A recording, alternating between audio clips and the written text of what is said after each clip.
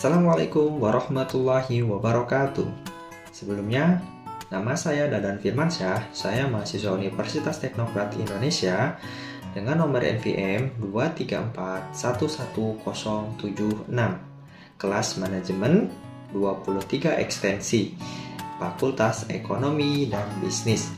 Di sini, saya akan mempresentasikan hasil pembelajaran saya tentang perdagangan internasional dan bagaimana perkembangannya 5 tahun ke depan dalam sebuah negara.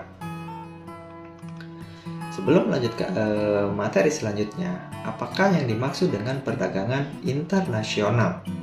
Perdagangan internasional adalah pertukaran barang, jasa, dan modal antara negara-negara yang melibatkan lintas batas negara. Proses ini terjadi ketika suatu negara membeli dan menjual barang atau jasa dengan negara lain. Tujuan perdagangan internasional adalah menciptakan peluang pertumbuhan ekonomi global. Prospek perkembangan perdagangan internasional suatu negara dapat dipengaruhi oleh beberapa faktor. Yang pertama yaitu kebijakan perdagangan. Yang kedua, kondisi ekonomi global. Yang ketiga, inovasi teknologi. Yang keempat, stabilitas politik. Dan yang kelima, perkembangan infrastruktur. Kebijakan perdagangan, yang mana perubahan dalam kebijakan perdagangan suatu negara dapat mempengaruhi arus perdagangan. Kebijakan proteksionis dan atau liberalisasi perdagangan dapat memiliki dampak yang sangat signifikan. Yang kedua, kondisi ekonomi global. Kondisi ekonomi global termasuk pertumbuhan ekonomi di negara mitra dagang dapat mempengaruhi permintaan dan penawaran barang dan jasa. Yang ketiga, inovasi teknologi. Kemajuan dalam teknologi dapat memfasilitasi perdagangan internasional dengan mempermudah proses produksi, logistik, dan distribusi. Yang keempat, stabilitas politik. Stabilitas politik dalam suatu negara sangat penting untuk menciptakan lingkungan yang kondusif bagi perdagangan internasional. Yang kelima, perkembangan infrastruktur. Infrastruktur yang baik seperti pelabuhan, jaringan transportasi, dan teknologi informasi dapat meningkatkan efisiensi perdagangan internasional. Lalu, bagaimana prospek perkembangan perdagangan internasional dalam 5 tahun ke depan?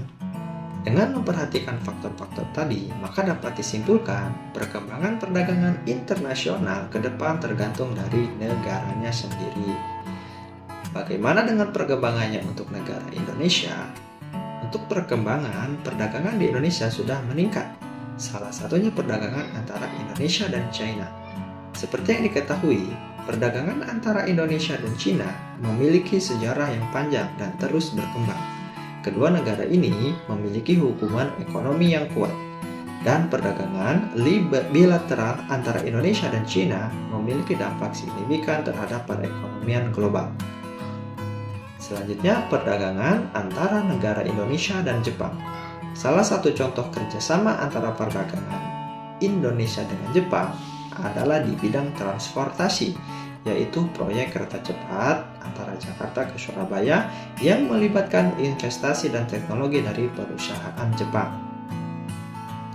Gambaran negara Indonesia.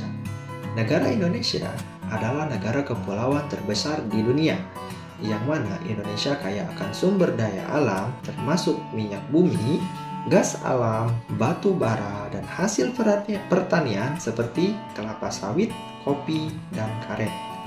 Selain kekayaan sumber daya alam, Indonesia juga kaya akan kekayaan alam dan tempat pariwisata terkenal. Seperti halnya yang diketahui, Indonesia memiliki banyak sekali tempat pariwisata terkenal.